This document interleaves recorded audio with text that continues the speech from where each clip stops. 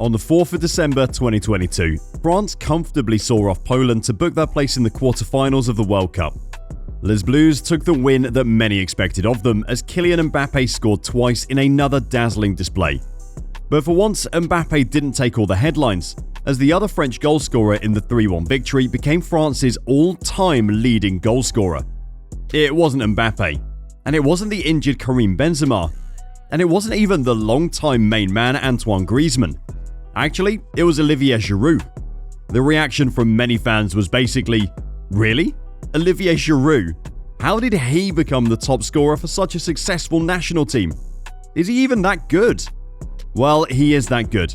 Let's find out today on Football Reality as we ask, why is Olivier Giroud so underrated? 610 matches played, 246 goals scored, 90 assists provided. Olivier Giroud certainly has the stats of a truly gifted centre-forward. And those stats are in no way padded.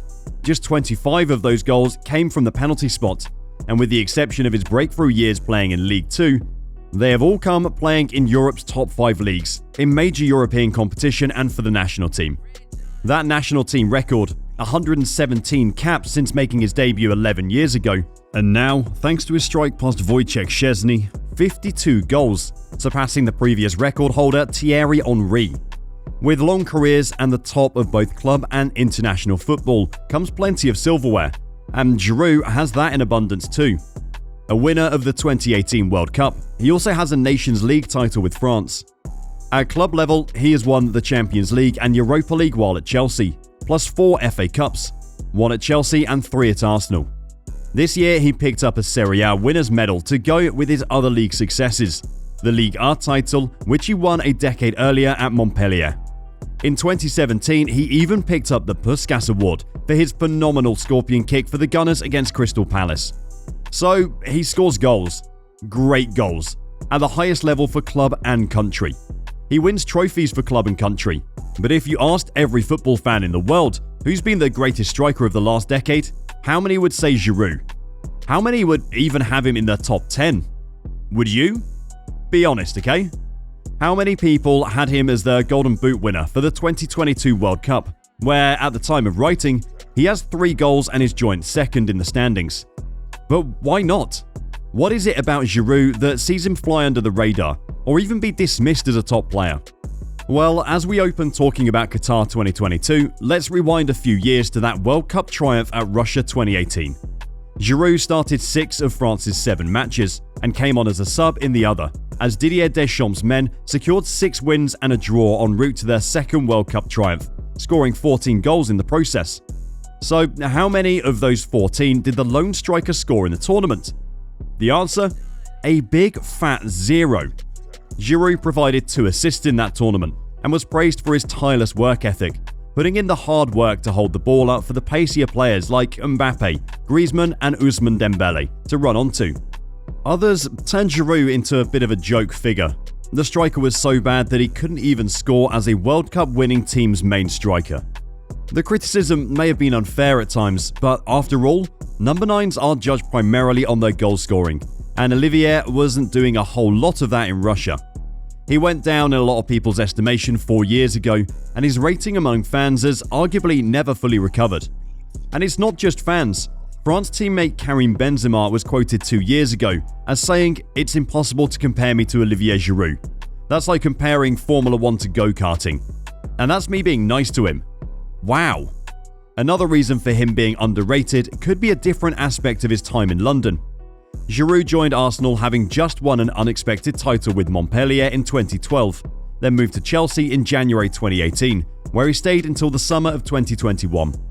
His time at Arsenal was very much the tail end of Arsene Wenger's tenure, when they were often only competing for 4th place in domestic cups. That meant the squad as a whole was regularly seen as weaker than what had come before, and Giroud wouldn't have escaped being tarnished with the same brush. He did score consistently for Arsenal, getting into double figures in all of his full seasons, but only twice finished as the club's top scorer. Managers wanted that consistency from their strikers, but the lack of a standout high-scoring campaign again stopped him from being put in the elite bracket. And then, on to Chelsea. Chelsea. where great strikers go to die. In his 3.5 years in West London, Giroud never hit double figures, and as a result got fewer opportunities at Stamford Bridge. There is something about Chelsea and top strikers failing there, but Giroud was seen as a waste of an £18 million transfer fee. His modest totals for the Blues meant he left the Premier League with 90 goals, falling short of the 100 club. Had he reached that landmark, then probably he would have moved on with more respect on his name. So that's why he was so underrated. But is it still fair to regard him as such today? Well, what has happened since? He moved to Milan for a modest €2.85 million, and along with securing that league title, he's seen his goal-scoring form improve too. Last season, he scored 11 in Serie A from 29 appearances, and this season has 9 in all competitions, including 4 in the Champions League. 18 months into his time in Italy, and Giroud has 32 goal involvements from 57 appearances. Better than one every other game. But so what? His form has picked up again, though it could hardly have been worse than at the end of his time at Stamford Bridge. Maybe, but another thing that often gets overlooked about Olivier Giroud is his age. The star turned 36 earlier this year. He's no spring chicken, and to go to a historically difficult league for strikers and find your touch again is admirable for any player, let alone someone approaching their late 30s. His age is a big reason why his market value is so low, currently at €4 million on transfer market. But that in fact puts him 5th currently for players born in 1986.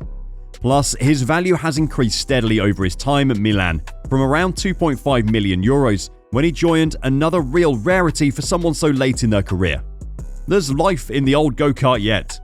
Most recently, of course, he's been scoring at the World Cup to silence the doubters, the haters, and a certain Ferrari, who's currently in the injury garage.